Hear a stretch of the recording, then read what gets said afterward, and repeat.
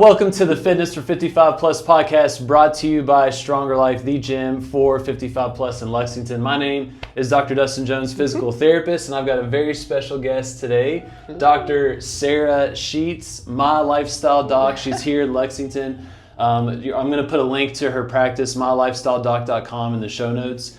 But we're going to have an awesome conversation about her practice, about primary care and some of the struggles, and just how you've really created something special with your practice and able to serve folks on a whole nother level. Yeah. So thank you. Thanks for having me. So I'd love to just kind of give listeners, viewers a background on kind of your medical journey in terms of like what you trained in, and then particularly what were some of the struggles in that? What were some of the frustrations that led you to where you're at now? No, I always tell people I was a UK lifer. I did undergraduate here at UK, and then in that training I did dietetics. So I was training to be a dietitian, and I did graduate school, did my internship, graduated from that. In the midst of my graduate school, I realized that not only did I want to help patients learn about nutrition, I wanted to be able to be involved in the diagnostic aspect and be able to take it, a step further than just providing the nutrition education. So that's when I decided to go to medical school. Okay. So I graduated.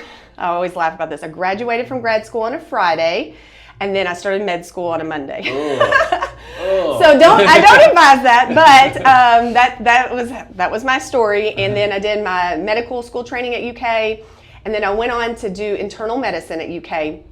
I became very interested in primary care, mostly because my passion was lying in the prevention aspect, and I just loved helping people become well. And I think that's where primary care is the best place for that.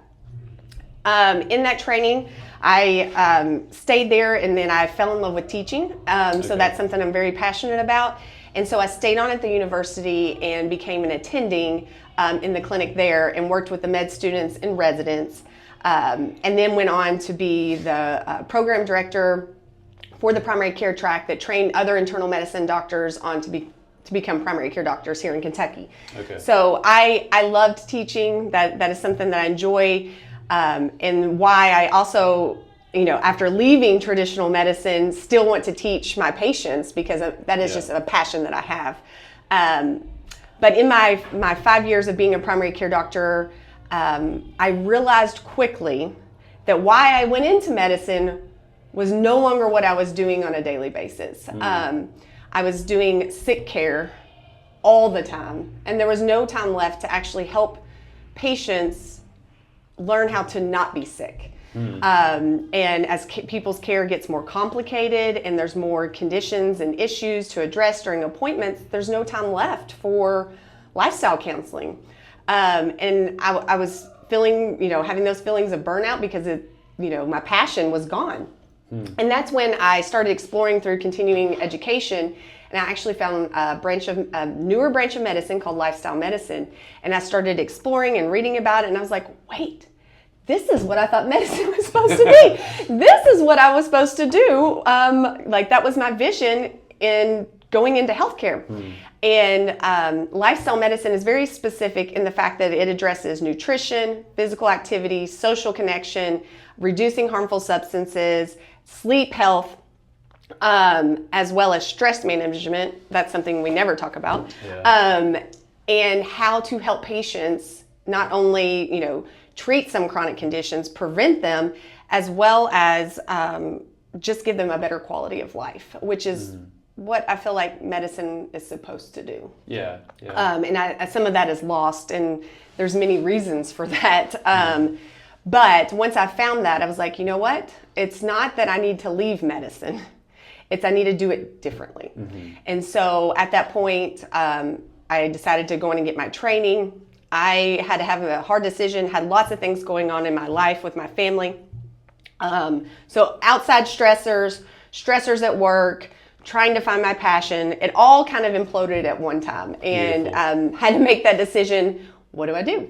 And so at that time, I left my job and had to say goodbye to all of my trainees, which I loved, and that was very, very hard. But I knew that I needed to do this because the passion was back. And so I got certified in lifestyle medicine, and I decided I need to figure out how I can practice this way. So that's when I opened up my practice, My Lifestyle Doc. I currently practice in a way that I'm an add-on to someone's care, so I don't take over their full primary care, and instead I'm acting as a consultant to their primary care doctor for lifestyle management. So we go into all the detail because I have that time to learn all about the different aspects of someone's lifestyle and helping them manage or even prevent conditions that they're just not getting the education on how to do that. And feel like there's no reliable source because, as we all know, if you start searching, you can find 20 ways to do something and you never know what's actually correct. Dr. Google. Yeah, Dr. Google is a very powerful tool, but it's also very dangerous. So that's kind of where I've stepped in healthcare and trying to do something new. And it comes with its own challenges because people are not familiar with what lifestyle medicine is or even know that they're looking for me when they are. So that's what usually happens is when I'm talking to potential patients, they're like, "You're who I've been looking for." You know, they didn't even realize that this was out there as an option.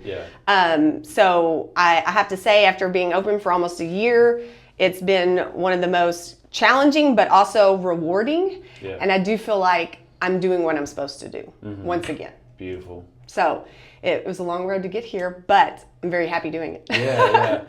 Could you expand on the phrase sick care? Because I think it's something, especially like healthcare providers, professionals, like we experience that. That was a driver for Stronger Life. You know, as a home health physical therapist of 99% of the patients that I was working with, it was preventable suffering. And it was painful to watch, and so wanted to create something differently. But like for folks that are not in healthcare, like what is sick care? Like how would you, they all experience it, right? Yeah, they all do. So I think I'll give two examples. So a lot of times it's the whole perception of like I go to healthcare when I don't feel well, right? And so I don't even approach my doctor unless I don't have a problem, right? And there is no time spent to prevent those problems. And I think one of the best examples, and I have patients now come to me that experience this, and I reflect, and I have to say I was guilty of it, is that they go to their doctor trying to be proactive even, and have an annual visit or whatnot, and they're not on medicines, they're not having any medical conditions, and they've done all their screening, and they ask like, what else can I do? And in that moment, you know, as a doctor that has seen like 18 extremely sick patients before that, you're like, well, you're doing great. You're fine. Right? Like putting it in context, and then there's no time or energy being like, well, let's actually look at your lifestyle and what's going on so we can make sure you don't become one of these individuals. That is just not happening. And so that's what some patients come to me, it's just like, I don't get any advice because I'm healthy, but I want to be healthy, so how do I stay healthy? And so there's just not anything that's occurring early on to help patients not hit that sick care. And then on the flip side, so that's one part of it. I also think that a lot of times is we're managing symptoms and we're working in silos and just throwing medications at things, and no one is stepping back and looking for some of the root causes and focusing time and energy to fix those instead, you know? And so that's hard, and that's why patients become so frustrated, because you know, the more time you're spending adding medicines and not addressing some root cause of many metabolic disorders, you're just going to continue accumulating other diagnoses. It's like, oh, here's one medicine. Oh, now another condition popped up. Here's another medicine. And that's how patients end up with these 14, 16 medication lists that just make me want to cry, right? Like nobody wanted that in life. And so many of them are linked to their lifestyle. So we've just missed the boat on that. And until we actually change what primary care looks like and structure it and make it a well place to go, it's confusing for patients. Like, they don't really understand what they should be doing. And that's, I always tell people, it's like I feel like I have a dream. And I really think that primary care offices have to be completely transformed. And instead of just being a primary care office that has a pharmacy, like, why is it not a primary care office and you have somewhere to get nutritious food? Why is the gym not by the primary care office? Yeah. Why is your gym not Hey, linked? we'll rent this room out if you want to see Next to a primary care office? Like, why are primary care doctors not able to work and insurance companies paying for many of these things to keep people well, and those referrals part of the system? Yeah. Like, that makes sense to me. That's how we make people well, instead of only things we're doing is when they're already sick. Yeah, very reactive. Yes, it's all reactive, and until we do something big, we're doing nothing to make things better. There's not a single stat that's better. Like, we're just escalating. So I think we need dramatic changes in order to improve our care. Yeah, 100%. And I think where to start, and where I get very passionate about it, is like, I think it starts within primary care and building those relationships and bringing well care back to the beginning. Yeah. Yeah. And to have, from a physical therapist standpoint, to have a physician screaming this from the mountaintop is so valuable. I mean, just the reverence that so many individuals have for a phishizician. When you say these things, they are very impactful. Yes. Like, you need to exercise, you need to do X, Y, and Z. Like, these are your medicine. Exactly. Like, it's from my angle, like, it's so refreshing to hear someone like you be so passionate about that. Yeah, and exercise alone is like powerful than many of the drugs that we prescribe. Yeah. And it's just like, why is that not being written on every prescription? Right. Like, here you go. Like, let me augment treating your mood disorder. Let me also help reduce your cancer risk. Let me also decrease your risk of osteoporosis. Let me help your diabetes. Like, all of them. Like, why are we not prescribing that left and right? Like, everyone should walk out with that. Right. It almost feels, the more knowledge that I've received, the more I even, like, I had this passion, but then the more frustrated I get that I wasn't even doing this, And now I'm like, that was a disservice. Like, I don't like that. And now it makes you a more effective clinician. Yeah. When you're practicing what you preach and people see that. And right.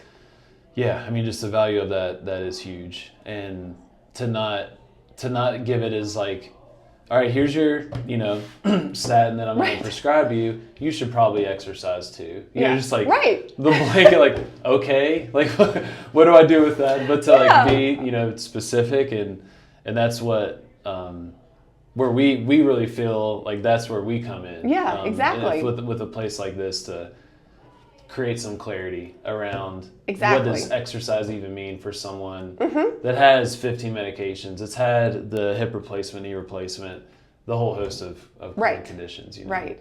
Because it can be intimidating for folks. And that's why, I mean, I refer to your gym, I love your gym, is because for some reason there's been this like philosophy, or I don't know if it's not a philosophy, but more just an environment that we've created that at some point in your life you just stop exercising. Yeah.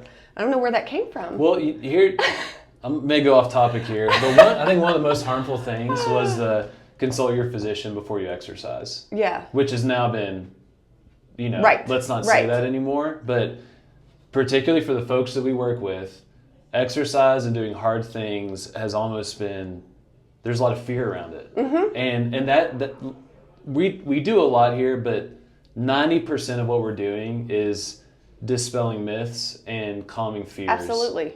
Unwarranted fears about higher intensity exercise. And just so many people are more capable than what they perceive. Absolutely. But so much fear related to moving and exercising. It's true. And it's like, I don't know, we have There's lots of interest around the blue zones nowadays, but Yep. it's like, what is one of the main things that they have shown for the people that live the longest? They didn't stop moving. Yeah. Right? Yeah, So they're active. why should we tell people to stop moving? Right. Or be afraid to move. Right. So I want to get an idea. So if I've had established care with, let's say I want to be a patient. Yes, I've had yes. established care with a primary care physician that I've got a good relationship with. Right. For probably decades at this point, and they've been following some things for a long time, but they are crammed for time, and I only get 15 minutes with them, Right. and it's kind of that sick care Right. scenario. How would I go about approaching or getting you on my team? Oh, yeah. Is that something that do they talk with their primary care physician first? Like, hey, I'm gonna reach out to Dr. Schuetz, or I've does that had work? both ways. I do know many primary care doctors in town, so some has been that way, and they're like, Yeah. hey, and they're like, oh yeah, I know her. You're safe. It's okay to go Yeah. see her. Or the opposite, and I let them know, hey, if you want to see me, and if you're getting mixed messages, I'm happy to communicate with your primary care and say, hey, these are some of our goals. Let's work as a team. I have no problem doing that. So it's kind of worked both ways, really. Okay. Because I really don't want someone to, be isolated from this long-term relationship, etc. I really just want to be an extra support. And I tell patients frequently, like, it's not the fault of the doctors. They don't receive this training. Like, I had this blessing that before I went into medical school, I had a graduate degree in nutrition. That's the amount of nutrition education or any of these lifestyle things that I counsel on now was like tiny compared to everything else I learned about. Yeah. So even if they want to say, hey, I want you to work on lifestyle, many physicians don't have the tools of where to go next with that. So some of them, and many of them, are excited that you have a trusted resource to help with that because they don't know how to help. Yeah. Okay. And so I have received more encouragement than discouragement of seeing me, just because they feel like, oh, great, this is someone who is trained, similarly to me and has done primary care, but also has the expertise in this lifestyle counseling and time to do it well, and can actually be that support that I can't. That's awesome. So it's gone well so far in the community. Yeah, that's good. What does a first visit look like in terms of what? Great question. What are you digging into? Depends on why someone comes to see me, because I have some people that come for a specific condition. Say, hey, I just got diagnosed with prediabetes. I'm scared to death. I want all the help I can have, right? And we focus just on that. Or sometimes people come to me because they're just wanting, to make sure I'm doing all the stuff to prevent the things, right? Like, I don't want this laundry list of diagnoses. I'm at this stage in my life. My friends are accumulating them. I don't want them. Help me make sure I don't get them. So both buckets, very specific, targeted, as well as more generalized. But I still do the exact same visit in the fact that an initial consultation, I have patients do all their paperwork up front because I don't want us to spend our time just gathering. I like to actually do homework before you arrive. So they do all their paperwork up front. I review all the information, have all their health history, and then I spend my time when they arrive gathering gaps that I find. And we do a body composition test. So I have an InBody 570, and we do that, which actually is very helpful when people are working on lifestyle changes, specifically if it's weight loss or some of my patients are trying to gain muscle. It's an actual way we can, follow that and track that. And it looks like a scale. You hold the arms. It's very easy to use. Nothing intimidating, no radiation. And so that's part of the initial visit. Take their vitals. I do a basic exam, just making sure there's not something that I see or I'm concerned about. It's the primary care part I can't remove out of my body. And then we sit at a table like this and we chat because I want it to be personal. I don't want them sitting on an exam table. Like, that's how so many visits are uncomfortable and whatnot. So we sit at a table and we're filling in any history, and then we go into that deep dive of lifestyle and figure out, based off their current health and situation, where do we need to start targeting? And so very in-depth nutrition, looking at all the things that they eat. What are they doing for exercise? Where can we, improve? What's our sleep health? Social connection, that is huge, specifically in this population. That's something I'm always pushing. Another reason I love this gym is because it pushes social connection, and that is huge. And then talking about stress management and what that looks like for them. Then we are really trying to tailor a nutrition prescription, if that's something that we're going to focus on to start. And I have an app that I use with my patients called Eat Love app, and it helps with giving meal ideas. Awesome. As well as if they are able to log their food, I get an in-depth nutritional analysis as well. And so that helps us figure out, where they are or where we can improve some of their parameters. And then we goal set on all of these different things for the next month. So if they want to keep seeing me, they can come every month and we revisit our goals, we make adjustments. I'm there for accountability. That's awesome. But some people only want to come for that initial visit, say they just got a diagnosis and they just want to know what to do, but they don't necessarily want that continued accountability. Yeah. They can just come for the consultation. I give them all the information, they feel good about it, and that's all they needed. So I'm happy to see patients either way. I will say the majority like the accountability aspect and the follow-up, and so many will come back to see me every month or every 3 months. Yeah. So what have you noticed in terms of the trends, in the sense of like what's one of the biggest influencers in health that people often neglect the most? Like, is there something in particular that can really move the needle, but a lot of people aren't really giving a lot of attention towards? It sometimes depends on the person, but I think what happens with nutrition, I'll pick on that bucket real quick, is misinformation. Yeah. And so it's not that people don't realize that that's a huge thing that they need to do. They're just not getting the correct information on how to do it well. And so I think that aspect, it's not the lack of knowledge that it makes a big difference, it's how to do it. But exercise is huge. I just don't think we talk enough about the importance of movement in our lives and what that does for our bodies. So that those are both of those buckets. Even though people know, it's still getting it accomplished and doing it well, I think is really the hardest thing. Yeah.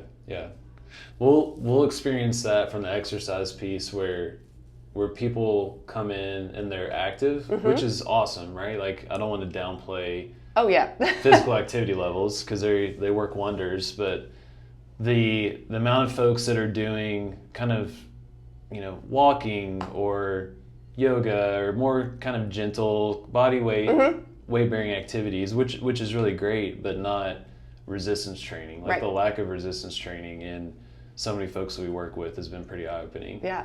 But in their mind, they may think, if I am using my 2-pound dumbbell and doing my arm exercise, like, I'm doing strength training. I'm like, well, you're super strong, and those really aren't enough weight. Like, that's been interesting to see. I to kind of piggyback on that, I think that is huge, because there was something in my medical training that resistance training was just kind of lost. Yeah. Like, I got lots of messaging, and I remember from like a cardiovascular health standpoint, hearing about so many minutes a week, etc. I remember that, and so there was not a big push of like, oh, I need to actually, not just that, I need to tell my patients, like, at minimum, they need to be doing resistance training 2 days a week. Where was that recommendation? Like, I feel like it got missed. I learned about it. I learned about it later, and I personally had to change my fitness routine, because I've always enjoyed cardio, running, etc. But I had to be like, I'm doing a disservice to myself, and had to learn how to do resistance training. Now I enjoy it just as much, depending on the weather. I like running when it's really pretty. So right now it's like, oh, I'd pick running. Yeah. But anyways, I think that is just not a message that gets out at all. And it is a disservice, especially as we age and we're starting to lose muscle.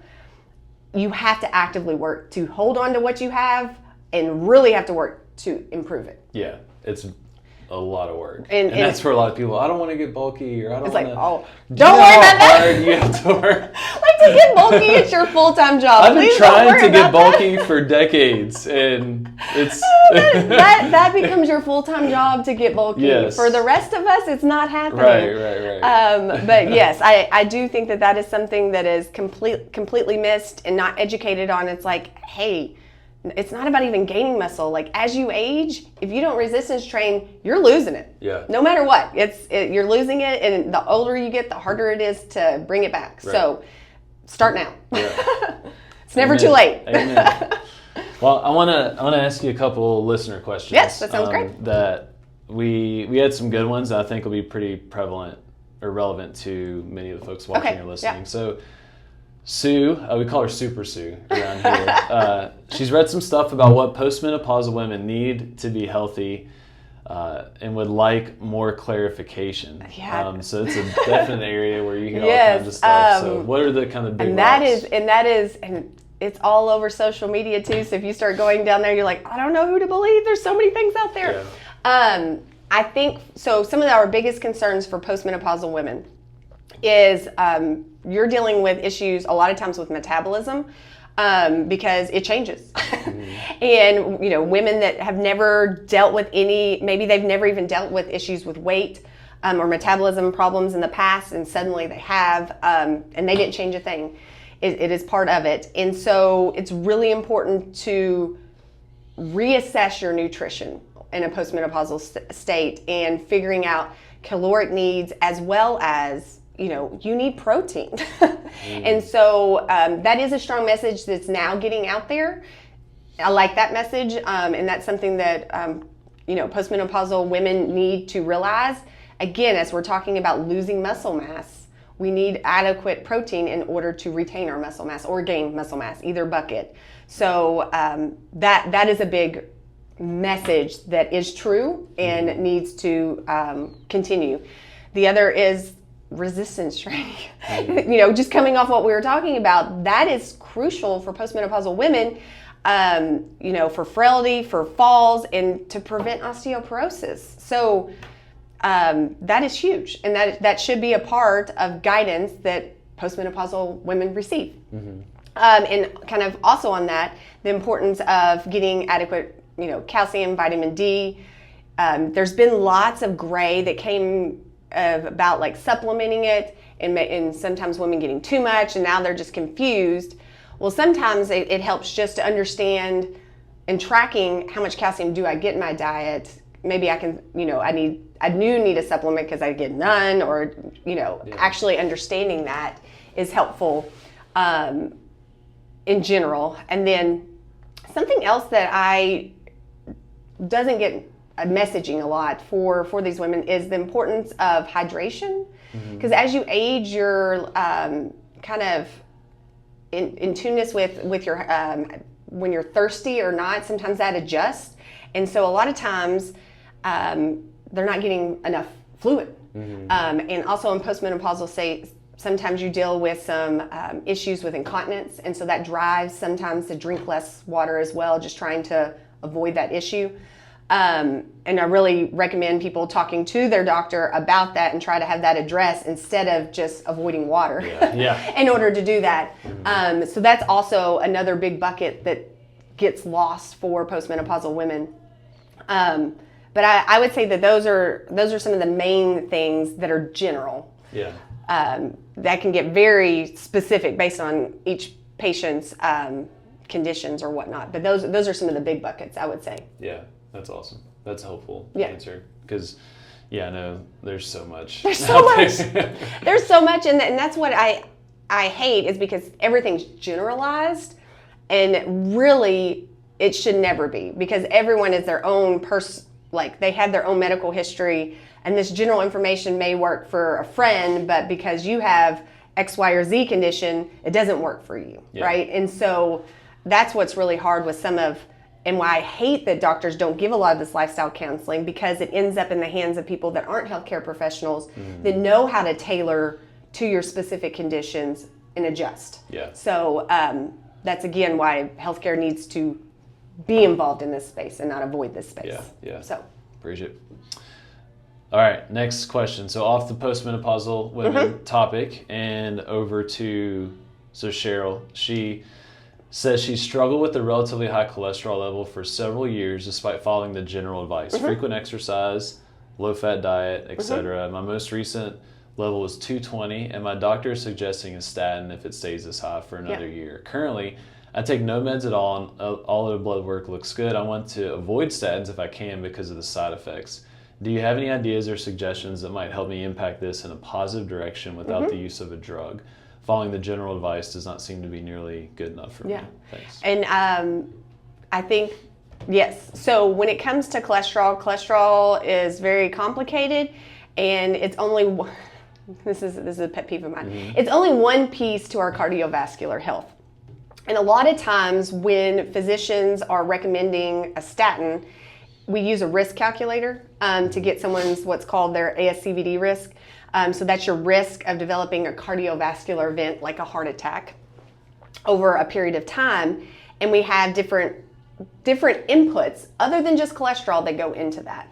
So I always want, when patients bring this up, I was like, let's look at the whole picture and make sure it's not just the cholesterol that's pushing the statin.